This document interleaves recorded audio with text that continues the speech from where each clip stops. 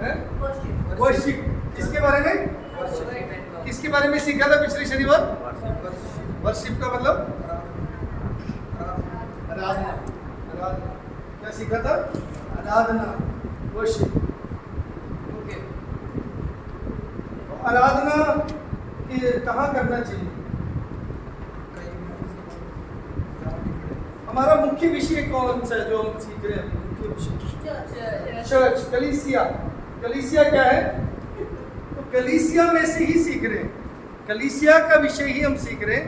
कलीसिया का आराधना, और फिर कलीसिया का आराधना, और ऐसा लग रहा है जैसे मैं बिल्कुल ही नए लोगों से बात कर रहा हूँ, किसी को भी पता ही नहीं है ना।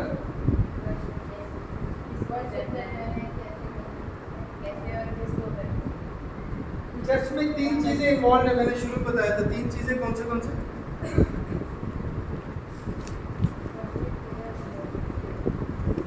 वर्शिप, वर्शिप में 3 एलिमेंट्स है, 3 तत्व है। कौन से आराधना में? आराधना में 3 तत्व है। विश्वास,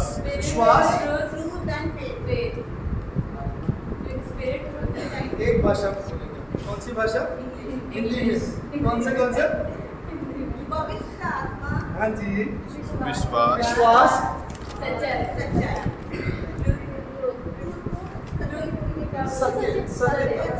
सच्चाई नहीं, सत्य।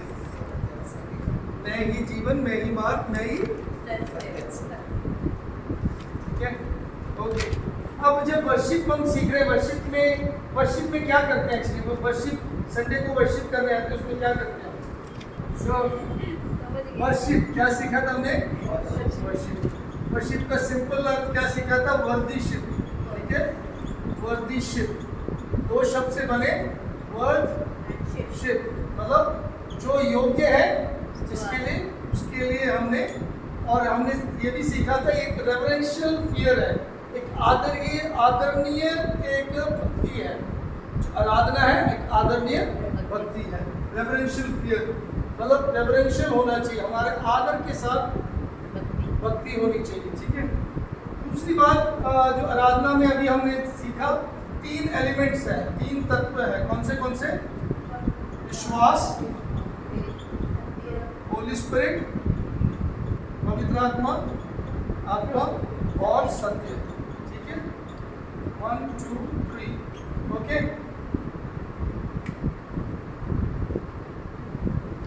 विश्वास मतलब लोग विश्वास करने वाले ही आराधना कर सकते हैं।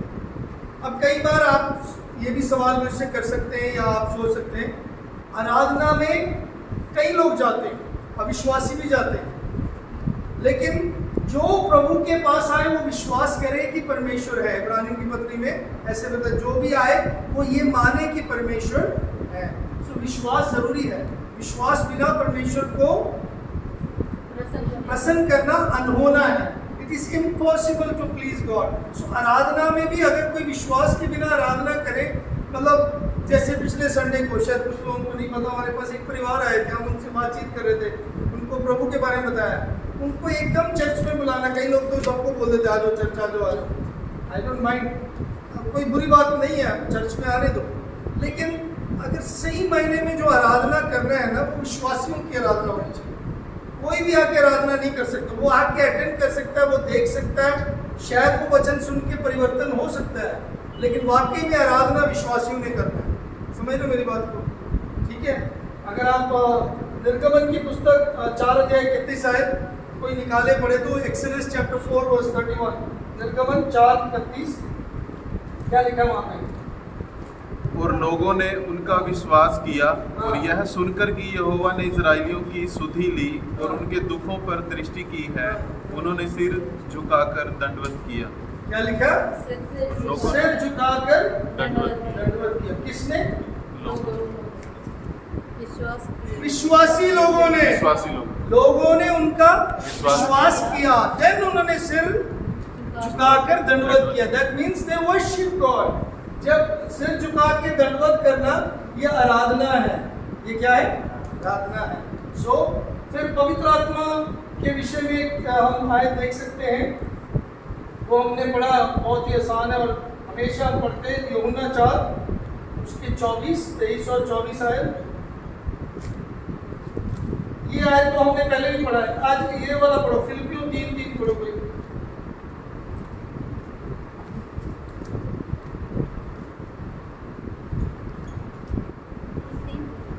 फिलिपियों की पत्री 3:3 है।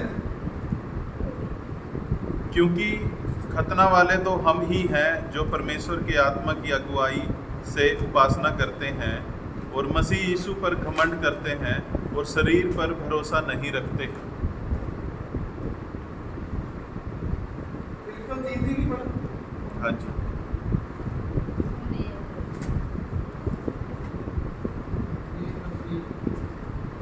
इसमें यही है पास्टर जी, पवित्र आत्मा की अगुवाई से उपासना करते हैं। क्योंकि खतना करने वाले तो हम ही हैं जो परमेश्वर की आत्मा की अगुवाई से उपासना करते हैं। हम पवित्र आत्मा की अगुवाई से उपासना करते हैं, चाहे वो यहूदी है चाहे वो गैर यहूदी। एक्चुअली पौलुस यहाँ पे बोल रहा है, मैं सुबह भी पढ़ रहा था, जितने यहूदी हैं उनके लिए खतना करना बहुत जरूरी है। वो बात में उनके आपस में विवाद हुआ, सर्कमसिशन, वो एक बात करने लगे, अरे जब तक हम खतना न कराएं हम प्रभु की उपस्थिति में नहीं जा सकते, हम अपवित्र हैं। तो इसलिए बोल रहे हैं चाहे वो हो या नहीं हो, लेकिन उपासना के लिए पवित्र आत्मा की अगुवाई जरूरी है, आराधना के लिए। So that means Holi spirit. 4:23 में भी लिखा है, जो आराधना करे, जो कोई आराधना करे वो आत्मा और सच्चाई से करे। सो आत्मा जो वहां पे बताया वो पवित्र आत्मा है और कोई आत्मा नहीं। अनटिल अनलेस, जब तक किसी विश्वासी जो पवित्र आत्मा से परिपूर्ण है, पवित्र आत्मा पाए हुए हैं, वही आराधना कर सकते हैं। नहीं तो बिना आत्मा के कोई आराधना नहीं होता, बिना आत्मा के कोई। इसीलिए राहुल बड़ा लेट हो गए, उनके भी होते हुए मतलब उनको बताया हुआ पहले। इसीलिए हम वो गीत नहीं गाते, वो गीत हम विश्वास नहीं करते गाना जिसमें हम कहते हैं आप पवित्र आत्मा। क्यों? हमने पहले भी बात किया, हमारे पास ऑलरेडी पवित्र आत्मा हमारे अंदर वास कर रहा है, हमें दोबारा इनवाइट करने की जरूरत नहीं। अगर हम विश्वासी हैं तो पवित्र आत्मा ही हमारे अंदर वास करता है, हमें बार बार उसको बुलाना, बार बार उसको भेजने, वो ना बाहर जाते वो हमारे अंदर वास करता है। नहीं तो ऐसा नहीं कि पवित्र आत्मा बाहर गया फिर हमने अंदर इनवाइट किया फिर बोला, ऐसे नहीं है। तो इसीलिए आत्मा से हम अंदर है, लेकिन हमें क्या करना है? परिपूर्ण होना, भरना है। भरना जो है वो रेगुलर प्रोसेस है, आत्मा पाना एक टाइम का प्रोसेस है। समझ आए? पवित्र आत्मा एक बार ही आता है हमारे जीवन में और हमेशा वास करता है। ठीक है? अब आपके कोई भी सवाल है तो मेरे से पूछ लेना कि कई लोग आत्मा पाकर ये करते हैं वो करते हैं, फिर वो पवित्र आत्मा है कि नहीं, इसका मतलब उन्होंने पवित्र आत्मा पाया नहीं। जिन्होंने आत्मा पाकर गलत काम किया, इसका मतलब एक तो आत्मा को खेदित करते हैं, दुखी करते हैं, क्योंकि पवित्र आत्मा एक व्यक्ति है, एक जो हमारे अंदर आता है। तो इसी प्रकार आत्मा और सच्चाई से करने का मतलब जिसके पास पवित्र आत्मा है वही आराधना कर सकते हैं। ठीक है? सच्चाई क्या है? यूहन्ना 14:6 में लिखा है, यीशु मसीह ने कहा है, मैं ही मार्ग, मैं ही सत्य और मैं ही, बिना मेरे द्वारा कोई भी पिता के पास नहीं जा सकता। ओके, संक्षिप्त रूप में एक और बात मैं बताना चाहता हूँ। वर्शिप, आराधना में हम यीशु मसीह को मनाते हैं। क्या कहते हैं? यीशु मसीह की हम क्या कहते हैं? सेलिब्रेशन करते हैं। कैसे? प्रकाशित वाक्य पढ़ो, प्रकाशित वाक्य 5 उसका 1 से 7 कोई पढ़े। रेवलेशन चैप्टर 5 वर्स 1 to 7 और प्रकाशित वाक्य 4 9 से 11 कोई पढ़े। जिसको पहले मिलता वो खड़े होकर पढ़े। प्रकाशित वाक्य 5 1 से 7। जो सिंहासन पर बैठा था, मैंने उसके दाहिने हाथ में एक पुस्तक देखी जो भीतर और बाहर लिखी हुई थी, और वह 7 मुहर लगाकर बंद की गई थी। फिर मैंने एक बलवंत स्वर्गदूत को देखा जो ऊंचे शब्द से यह प्रचार करता था, इस पुस्तक के खोलने और उसकी मुहरें तोड़ने के योग्य कौन है? परंतु न स्वर्ग में, न पृथ्वी पर, न पृथ्वी के नीचे कोई उस पुस्तक को खोलने या उस पर दृष्टि डालने के योग्य निकला। तब मैं फूट फूट कर रोने लगा, क्योंकि उस पुस्तक के खोलने या उस पर दृष्टि डालने के योग्य कोई न मिला। इस पर उन प्राचीनों में से एक ने मुझसे कहा, मत रो, देख यहूदा के गोत्र का वह सिंह जो दाऊद का मूल है, उस पुस्तक को खोलने, उसकी 7 मोहरें तोड़ने के लिए जयवंत हुआ है। तब मैंने उस सिंहासन और 4 प्राणियों और उन प्राचीनों के बीच में मानो एक वध किया हुआ मेमना खड़ा देखा।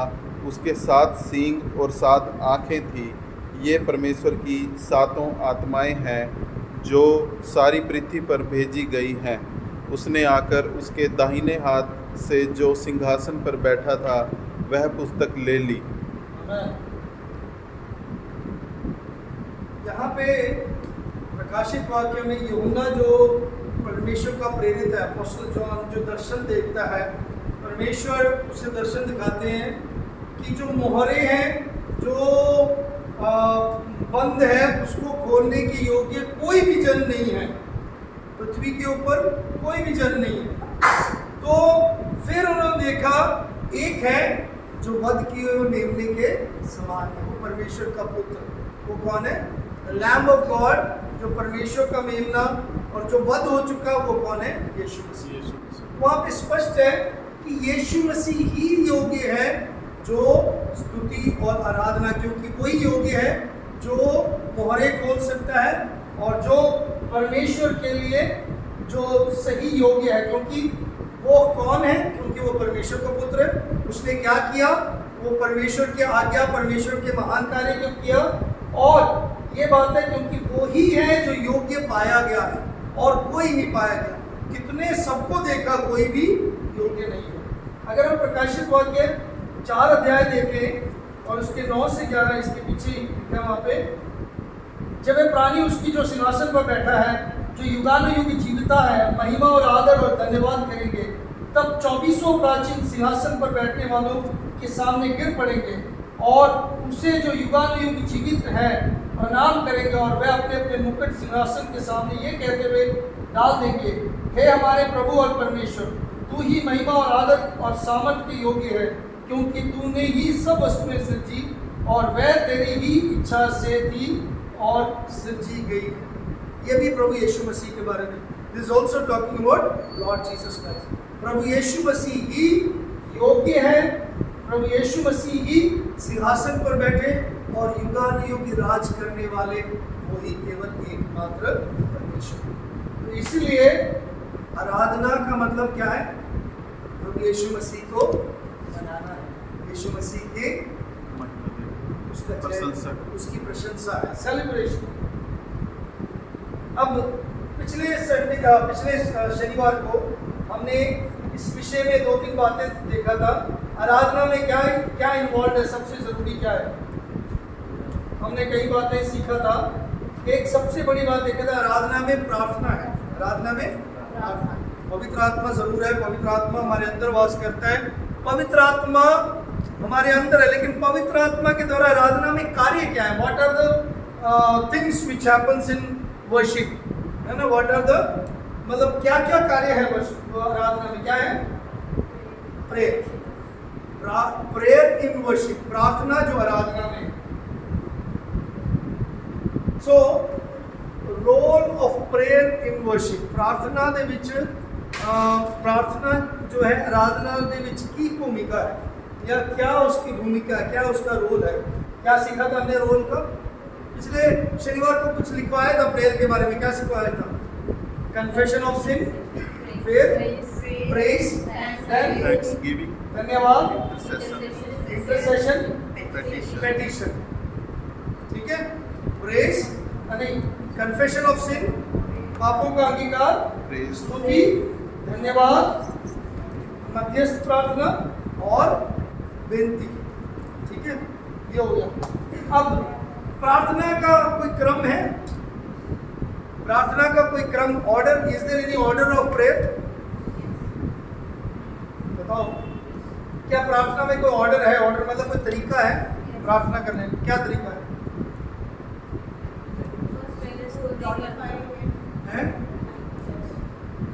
कभी भी प्रभु ने हमें बोला है कि प्रार्थना ऐसे करना चाहिए, मतलब प्रार्थना लिख के दिया या प्रार्थना यही करना चाहिए ऐसा दिया? प्रार्थना इस रीति से करना करके एक है, वो किसको सिखाया? हम उसके चेले हैं, वो एक तरीका दिखाया, ठीक है।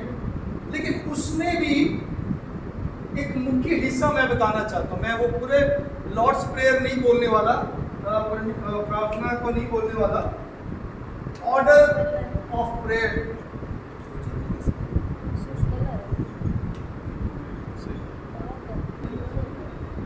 ओके, जो डिवाइन ऑर्डर है, जो क्रम है, ठीक है, डिवाइन ऑर्डर है प्रेयर का।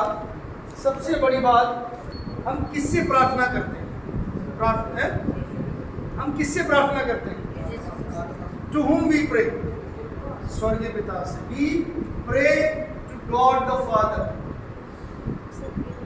We pray to God the Father. पहला क्रम, ठीक है। फर्स्ट डिवाइन ऑर्डर, हे पिता तू जो आसमान पर है, हे हमारे बाप, ठीक है, तेरा नाम पवित्र, ठीक है। सो दैट मीन्स हम पिता परमेश्वर से प्रार्थना मांग रहे हैं, समझ रहे हो? अब्बा पिता है वो, इज आवर हेवनली फादर। क्यों पिता से मांग रहे हैं? वो हमारा कौन है? हमारा कौन है? वो हमारा प्रबंधक है, प्रोवाइडर है, क्योंकि वो ही हमें देने वाला है और कोई नहीं। क्रिएटर, ठीक है, वो सृजन वाला है, सृजनहार है, सब कुछ है। लेकिन सबसे बड़ी बात, वो देने वाला, प्रबंध करने वाला, प्रोवाइडर मीन्स प्रबंध करने वाला वही है और कोई नहीं, इंतजाम करने वाला वही है। इसके लिए कुछ आयतें लिख लो जल्दी। यूहन्ना 16 फर्स्ट के लिए, जॉन 16:23-26। याकूब 1:17 में क्या लिख रहा है? याकूब 1:17 में, एफएससियों 1:17 जल्दी। हर एक अच्छा वरदान और हर एक उत्तम दान ऊपर ही से है। हर एक अच्छा वरदान और अच्छा दान ऊपर ही से है और ज्योतियों के पिता ज्योतियों के पिता की ओर से मिलता है। दैट मीन्स सब कुछ कहाँ से मिलता है? पिता परमेश्वर, ऊपर परमेश्वर पिता से, पिता परमेश्वर से। सो वी ऑलवेज रेफर, हम हमेशा उसको हे पिता, हे परमेश्वर पिता, हे अब्बा करके पुकारते हैं, ठीक है। सो हम किससे प्रार्थना करते हैं? पिता परमेश्वर से। हमारी प्रार्थना किसके पास जाती है? पिता परमेश्वर के पास जाती है, ठीक है। अब हम प्रार्थना किसके नाम से करते हैं? यीशु मसीह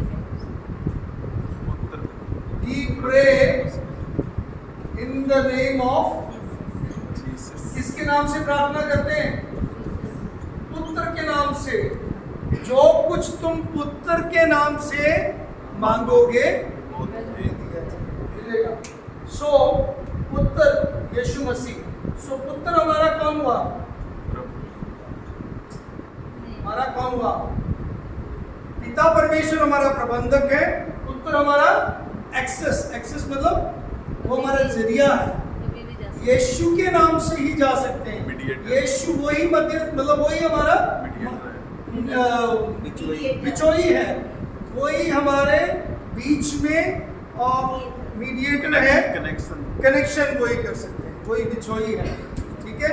एक ही जन है जो ऊपर से आया, वो कौन है? यीशु, पुत्र आया उतर कर। जब हम पिता के पास जाते हैं तो पुत्र के नाम से ही जा सकते हैं। केवल एक ही जरिया है और कोई जरिया नहीं। इसलिए बोला एक ही मार्ग, एक ही सत्य, एक ही जीवन है। बिना मेरे द्वारा कोई भी पिता के पास नहीं जा सकता। तो स्पष्ट है, किसके नाम से? पुत्र के नाम से। इसके लिए रेफरेंस कौन सा है? एफएससियों 2:18 कोई पढ़ दो। और ये वाला रेफरेंस भी, यूहन्ना वाला भी इसमें पढ़ सकते हैं। यूहन्ना 16:23-26, उसमें भी ये चीज दिया हुआ है। एफिसियों पढ़ देता हूं। अब इस बार एफिसियों को कोई पढ़ दो।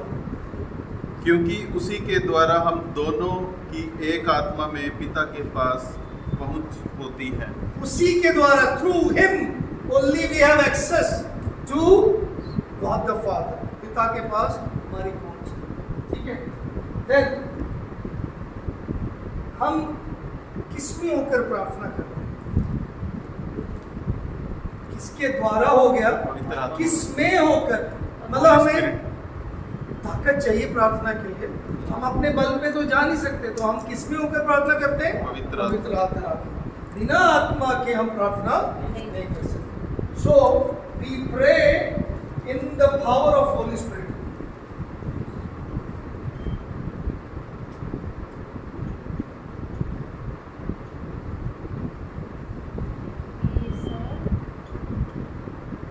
हम पवित्र आत्मा के सामर्थ्य में प्रार्थना करते हैं, क्योंकि वो हमारा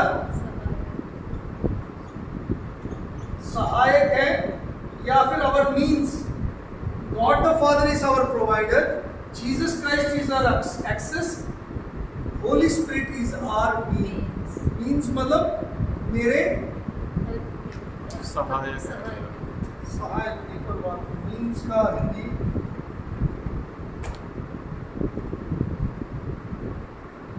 वो हमारे स्रोत, या फिर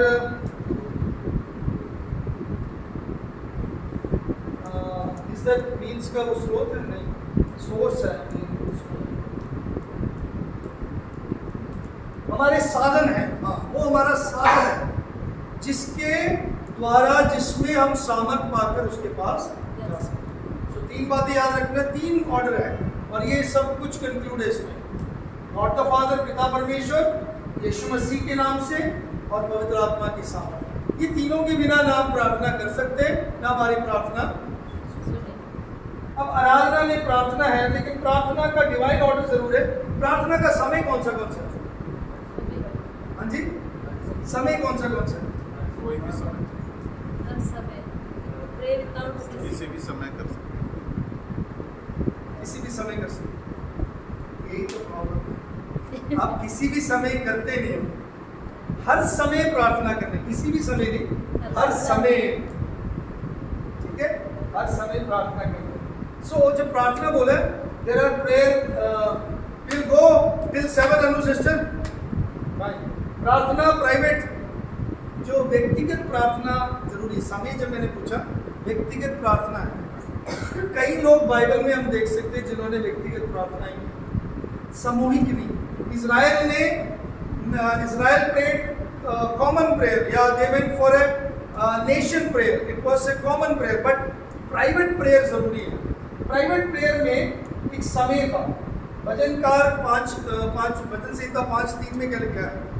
भोर को मैं भोर का समय ठहराया गया है। भजन संहिता 88:13, भजन संहिता 119, 147, भजन मत्ती 6 और 6। ये सब व्यक्तिगत प्रार्थनाएं हैं। क्या है? व्यक्तिगत प्रार्थना, लेकिन एक समय के अनुसार। सुबह सुबह के डैनियल 3 दफा प्रार्थना करता है। कितने दफा? 3 दाऊद कितने दफा प्रार्थना करता था? वो भी 3 दफा। यीशु मसीह भी 3 दफा, मतलब हर समय प्रार्थना। हर समय प्रार्थना करने का मतलब है किसी भी समय नहीं। It is a prayer walk, prayer life, prayer style. Our life style should be prayer. जब हम एफेसियों की पत्री 5 अध्याय में पढ़ते हैं, प्रे विदाउट सीसिंग, निरंतर प्रार्थना। तो प्रार्थना का कोई ऐसा समय नहीं है, लेकिन एक समय नियुक्त करना जरूरी है। जब यीशु मसीह सुबह उठकर प्रेयर क्यों करते थे, किसी को पता है? लेकिन जवाब आ सकते, जल्दी जल्दी बताइए। बहुत सारा है। एक तो सुबह सुबह हमारा माइंड एकदम फ्रेश रिलैक्स होता है कि हम हम जो सुबह की शुरुआत है परमेश्वर से कर सकते हैं, तो सारा दिन सोते नहीं रहना चाहिए। सोते निकल जाएगा। और सुबह सुबह प्रेयर करने की एक बात, यीशु मसीह ने, जब हम पढ़ते हैं मत्ती लिखित सुसमाचार, इवन लूका में लिखा है, यीशु भोर को उठकर पहाड़ पर गया, अपने आप को अलग किया। वाई क्यों अलग करने का या प्रेयर करने के लिए एक समय जो चुना? है? पिता से लगाव जरूर था। आई थिंक जो मैं इसको बोलता हूँ सुबह सुबह, इसलिए क्योंकि सुबह उनको बल चाहिए, दिन भर वो कार्य करते थे, उनको ताकत मिलता था पिता से, पिता को अपने बातें बताते थे, पिता को कहते थे आज मेरी सेवकाई क्या, पिता से चाहते थे कि मुझे आज मर्जी पता लगे कहाँ मुझे जाना है। So going to God the father in the early time, सुबह के समय जाने का मतलब क्या है, पूरे दिन के लिए उसे निर्देश, आशीष, ताकत, सामर्थ पाता है। ठीक है, तो एक शेड्यूल जरूर होना चाहिए। और बेटर टाइम क्या है, सुबह सुबह का समय, भोर का समय, शुरुआत का समय। और प्रार्थना क्या होना चाहिए, क्या होना चाहिए, एक तो प्राइवेट में हो गया, उसमें शेड्यूल होना चाहिए, और वो ना सिर्फ शेड्यूल, स्पॉन्टेनियस भी होना चाहिए। कैसे स्पॉन्टेनियस का मतलब, लगातार। नेहमाया ने कितनी बार प्रार्थना की, नेहमाया ने कितनी देर पर प्रार्थना की, बोलिए बोलिए,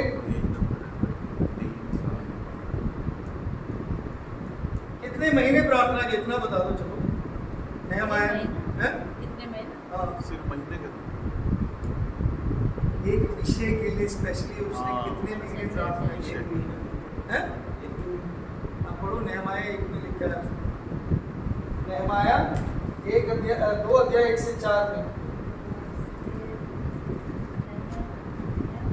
1 से 2 अध्याय में नहीं बल्कि 1 अध्याय में उसके प्रेयर के बारे में लिखा है।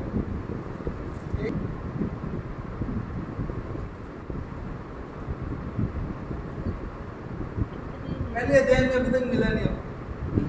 दिन रात प्रेयर, 4 भी है, 5 भी है, 6 भी है, दिन रात भी लिखा हुआ है। हाँ, फिर उसके बाद कितनी देर तक करता रहा, दिन रात करता रहा बस। वो फिर आगे महीना भी लिखा है, कुछ देर बाद वो नीचे आके पढ़ते कितने महीने में शुरू किया और कितने में। देखो 2 अध्याय पहली आयत से पहले, 1 अध्याय में पहली आयत में क्या लिखा है, 20वें वर्ष 20 वर्ष में लेव नामक महीने में, डेढ़ लेव नामक महीने में 1.5 साल करता रहा बस, 1.5 साल से ज़्यादा।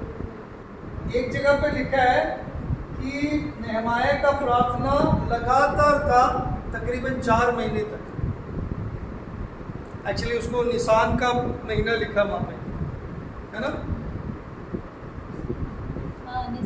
निसान महीना आ रहा है, लेकिन वो जब शुरू हुआ, जब राजा से बात, राजा के पास था, उसको जब ये खबर आई कि इजराइल का शहर पना गिरा हुआ, उस महीने से लेकर निसान के महीने तक, जब तक उसने राजा से बात नहीं किया तब तक वो प्रार्थना करता, रोता रहा, मतलब प्रार्थना करता रहा। जब उसको ये बात पता लगा तो वो प्रेयर कर रहा था बल पाने के लिए कि राजा के पास मुझे मौका मिले, और उसका अनुमान है तकरीबन 4 महीने तक। एनीवे, सो इसका मतलब प्रार्थना निरंतर होना चाहिए। जब हमें डर लगे, जब हम उसको प्रार्थना करना चाहिए, जब हमें ज़रूरत है हर समय प्रार्थना करना चाहिए। पहले थिस्सलुनीकियों 5:17 में क्या लिखा, पहले थिस्सलुनीकियों 5:17 में निरंतर प्रेयर विदाउट सीसिंग, लगातार प्रार्थना करना। ठीक है, अब ना सिर्फ व्यक्तिगत प्रार्थना है, लेकिन बाइबल में फैमिली प्रेयर भी लिखा है। क्या लिखा है?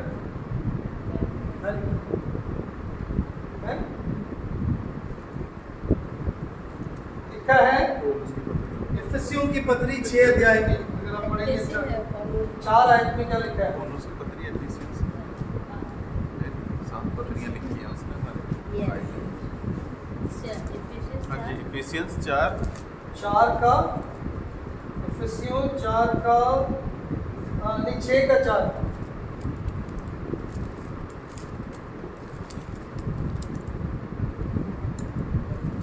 हे बच्चे वालों, और अपने बच्चों को रीस न दिलाओ, परंतु प्रभु की शिक्षा और चेतावनी देते हुए उनका पालन पोषण करो। जो ये बात है ना, रीस ना दिलाना या फिर बच्चे वाले, इसका मतलब है कि हमारा जो फैमिली है वो प्रेयर में ज़रूरी है। हमारा जो फैमिली है वो प्रेयर में ज़रूरी है। और भी रेफरेंस है इसका क्वेश्चन? एक और रेफरेंस देता हूँ।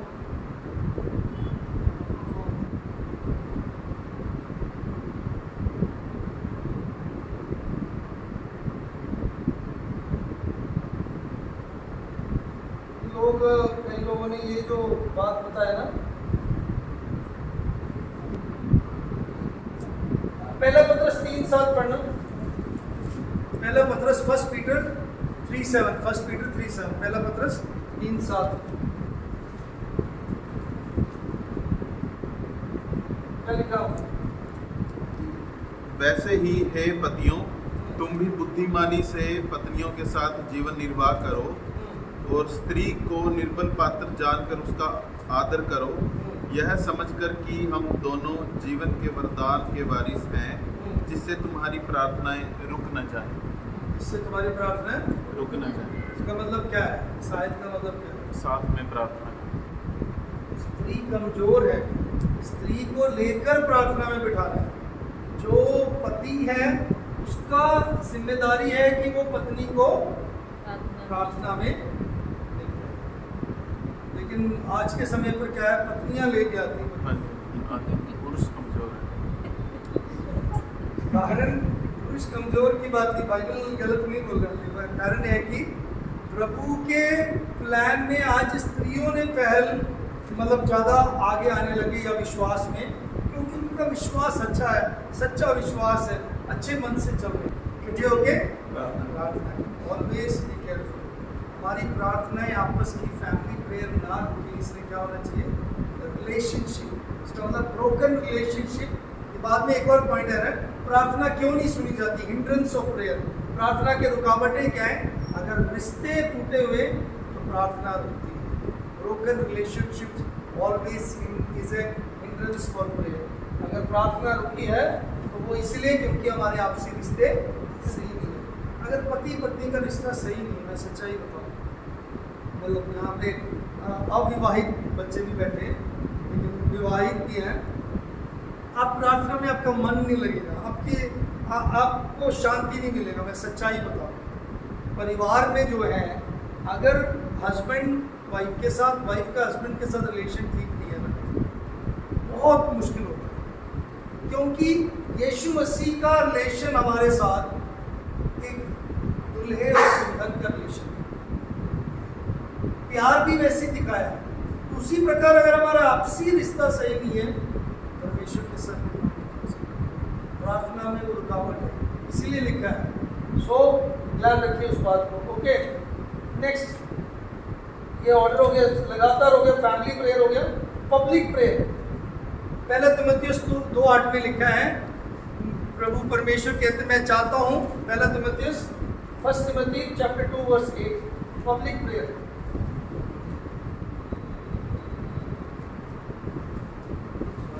First Timothy 2:8, I want the man, मैं चाहता हूँ सारे, या मैन का मतलब हिंदी में क्या लिखा है? पहला तिमुथियुस 2:8, इसलिए मैं चाहता हूँ कि हर जगह पुरुष बिना क्रोध और विवाद के पवित्र हाथों को उठाकर प्रार्थना किया करें। प्रार्थना किया करें हर जगह पुरुष। एक्चुअली वहाँ पे जो पुरुष लिखा है वो पब्लिक प्रेयर में पुरुष आते थे, स्त्रियां नहीं आते थे उस समय, ठीक है। इसलिए तिमुथियुस को बताया कि पुरुष पब्लिक प्रेयर में आ सकते हैं, ओके। और अगर कलीसिया प्रार्थना देखना है तो प्रेरितों का में 2 आयतें हैं, लिख लो, बाद में पढ़ लो, बहुत बारी हमने पढ़ा है। एक्ट्स चैप्टर 12 वर्स 5, प्रेरितों का 12:5 में और 16 के 25 में। दोनों में, एक में जब पतरस जेल में बंद था तो कलीसिया ने प्रार्थना किया, जेल के सलाखे पतरस क्या है वहाँ से जब प्रेयर कर रहे थे तो पतरस को रिहाई मिल गई, मतलब छुटकारा मिल गया। और दूसरा, जब पौलुस और सिलास जेल में बंद थे तो वो प्रार्थना कर रहे थे, तो वो भी एक टीम प्रेयर है, एक मिलकर प्रार्थना कर रहे थे, वो ये दोनों इकट्ठे थे, एक टीम प्रेयर, ठीक है जी। तो ये प्रार्थना के मतलब अलग अलग वो बातें हैं। और आराधना में प्रार्थना है तो प्रार्थना में और क्या होना चाहिए? रुकावटें कौन सी हो? प्रार्थना में रुकावटें कौन सी?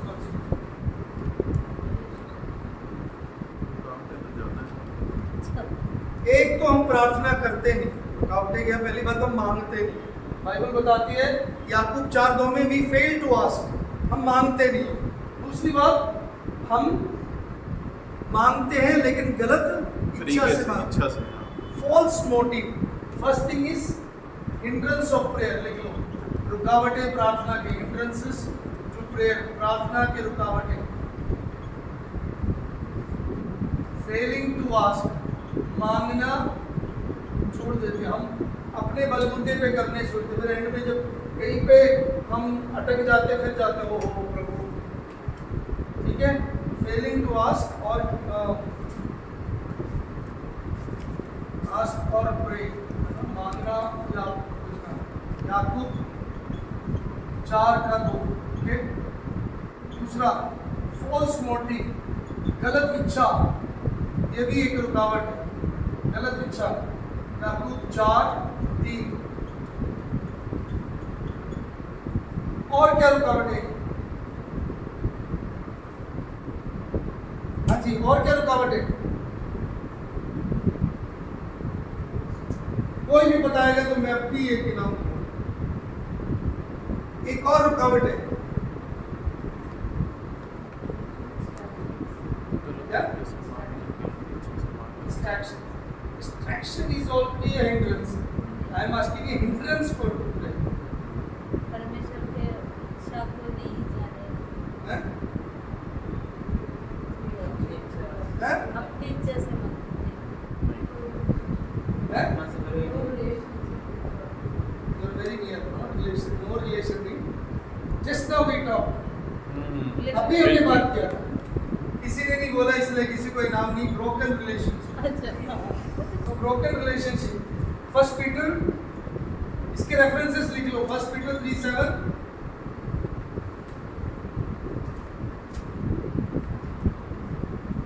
मार्क 11 25 से 26.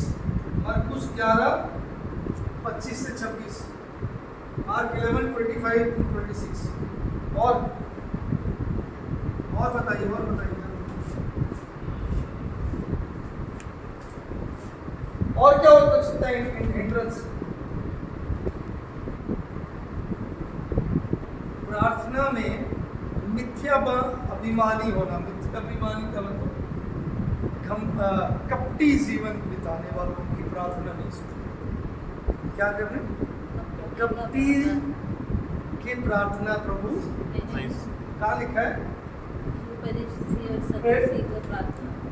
क्या लिखा है? मत्ती 6:5 से 6 आए तो यस, चौथा पॉइंट है ये. ठीक है, एंट्रेंस ऑफ प्रेयर का चौथा पॉइंट है. क्या है वो? है प्रिटेंशियसनेस इन प्रेयर. 6 है प्रिटेंड करना. प्रिटेंशियस, प्रिटेंड करना. सिमिलर वर्ड नहीं है क्या इसका कोई पास? इसका सिंपल वर्ड है हिपोक्रेसी. हिपोक्रेसी क्या है?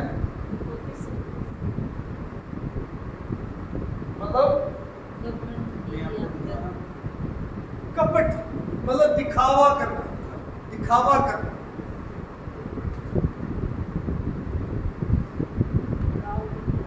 हिपोक्रेसी का स्पेलिंग क्या? PORC. HYPOCRECY.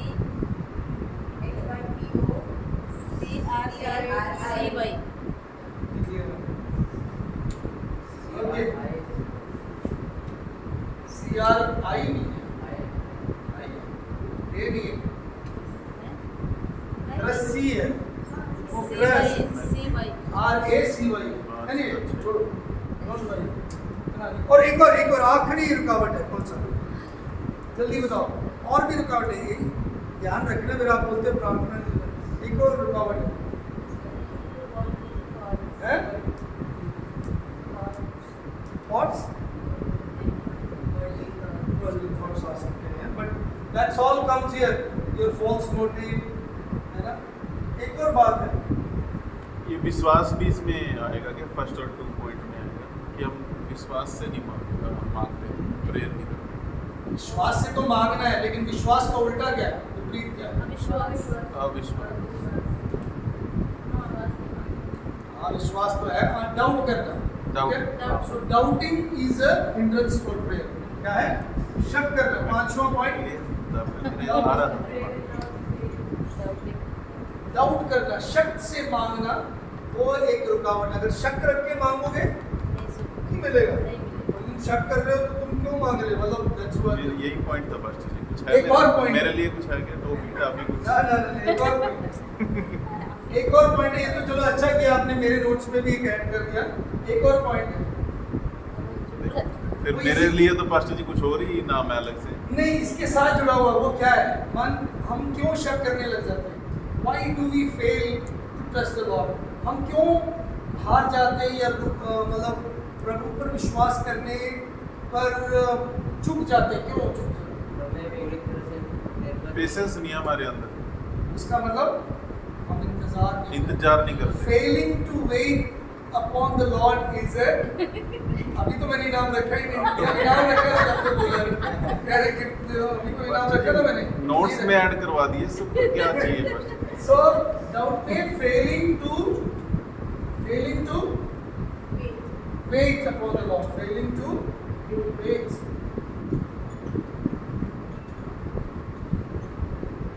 Failing to wait wait upon the upon Lord. ठीक है? मतलब थक जाना, हार जाना, छोड़ जाना। सो ये सारे प्रार्थना के रुकावटें हैं। So यहाँ पेशेंस पे नहीं है पास्टर जी। इंस्टेंट चाहिए सबको ना, इंस्टेंट। अभी हो जाए तो तब नहीं मिलता। अब हम अगली बार सीखेंगे अगले शनिवार को कलीसिया का ना सिर्फ आराधना लेकिन कलीसिया का काम क्या क्या है। Not only it's worship, what is the work of.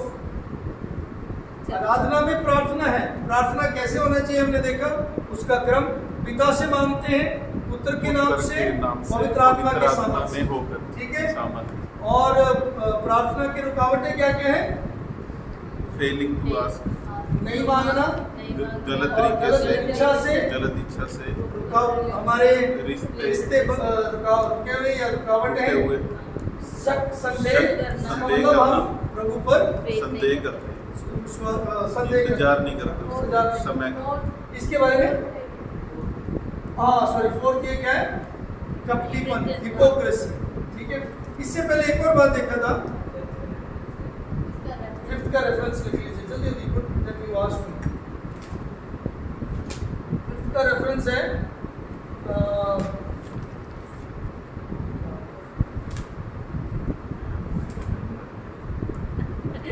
Bhajan Samhita 27:14, Psalm 27:14।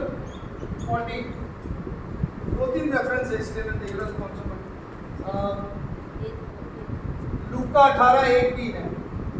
भजन संहिता 37:7 भी है। ल्यूक 18 1 1 Psalm 37:7 भजन संहिता 37:7 लिख लिया। 37:7 37 का 7। अच्छा, हमें प्रार्थना क्यों करना चाहिए? क्यों प्रार्थना करना चाहिए? परमेश्वर के साथ अपना रिश्ता सिंपल मजबूत सी करने बात, के लिए। सिंपल उत्तर दो, सिंपल उत्तर। सिर्फ इसका मतलब जरूरत के टाइम में सिंपल बात। क्यों प्रार्थना करना चाहिए? ताकि हम नरक में ना जा सके। नहीं उसके लिए तो उदाहरण लेंगे। प्रार्थना करने से प्रार्थना क्यों करना चाहिए? बोलो बोलो हैं? बातचीत करने के लिए। योर बुराई से बचे रहने के लिए करते हैं पास्टर जी।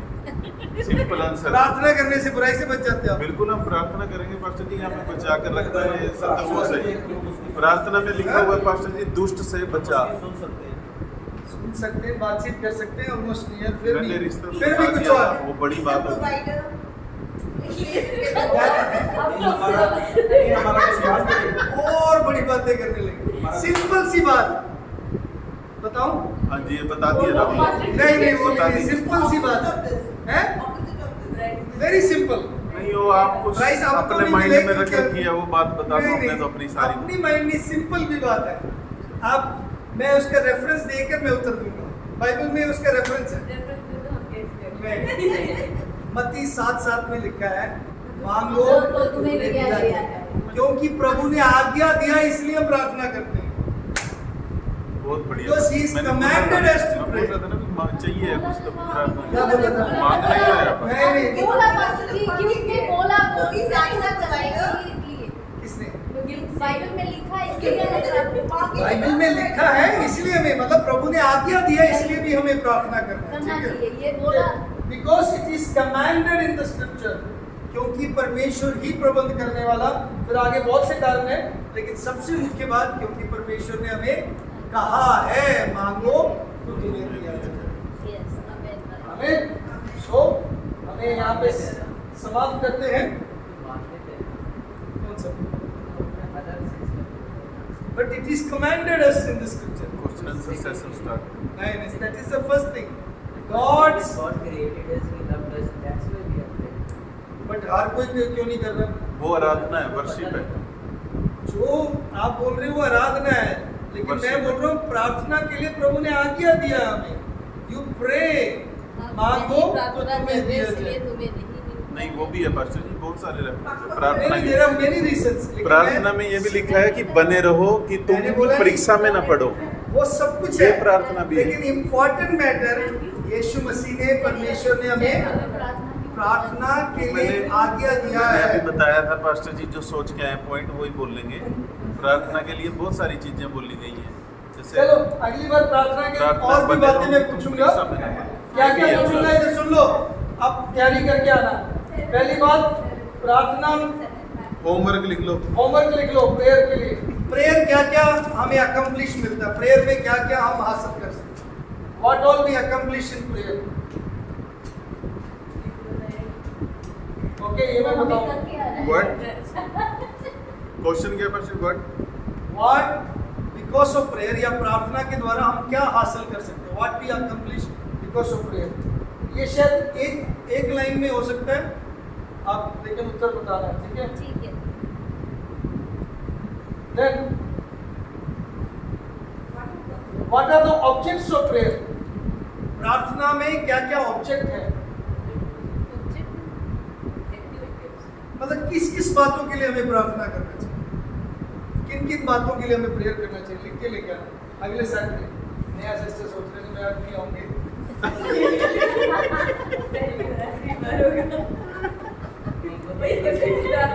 स्कूल में बहुत होमवर्क कर लिया था, मैं इधर भी बना। देन तीसरी बात, प्री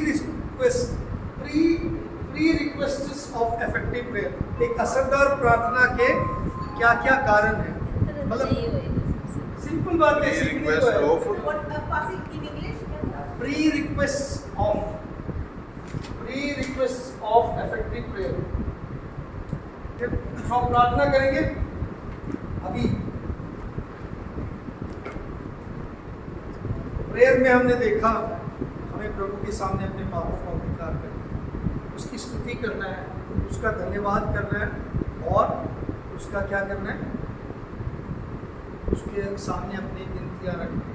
सो आइए हम अपने अंगीकार करें, प्रभु हमें क्षमा करें, हमारे अशुद्धता अधर्म के कई काम दिन भर में हमने जो किया, प्रभु आप हमें क्षमा करें।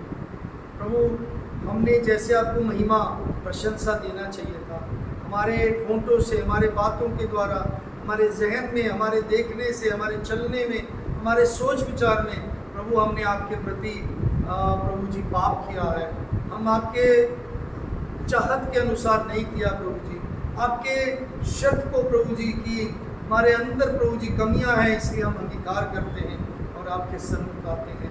प्रभु परमेश्वर अपने लहू के द्वारा धोकर शुद्ध करें, हम आपको स्तुति प्रशंसा करते हैं क्योंकि आप ही योग्य हैं, आप ही योग्य है, क्योंकि आप ही सच्चे और जिंदा परमेश्वर, आप ही प्रार्थनाओं को सुनकर उत्तर देने वाले परमेश्वर। धन्यवाद प्रभु जी, अब तक आपने हमारी प्रार्थना को सुना, हमें संभाल के रखा।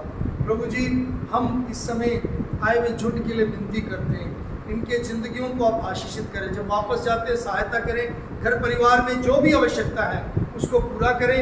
जिस विषय के लिए अगर दिमाग में कोई भी बोझ, चिंता है, कोई भी ऐसा प्रभु जी क्लेश है या परेशानी है, दर्द है, कोई भी ऐसे कोई ज़रूरत है, उसमें प्रभु जी आप उस ज़रूरत को पूरा करके उन्हें उत्तर दीजिए। हम सारी बातों के लिए आपके हाथों में समर्पण करते हैं। कल सुबह जो महीने का पहला दिन है, जो प्रभु जी सप्ताह का पहले दिन है, आपकी आराधना आत्मा और सच्चाई में मिलकर संगत के साथ करने में आप हमारी सहायता करें, हमें तैयारी दें, ताकि हम आपकी मेज के सामने आपकी आराधना रोटी तोड़ते हुए, प्रभु जी आपस में प्रार्थना करते हुए, संगति करते हुए, आपसे शिक्षा प्राप्त हुए करने में आप हमारी सहायता करें। धन्यवाद के साथ यीशु के नाम से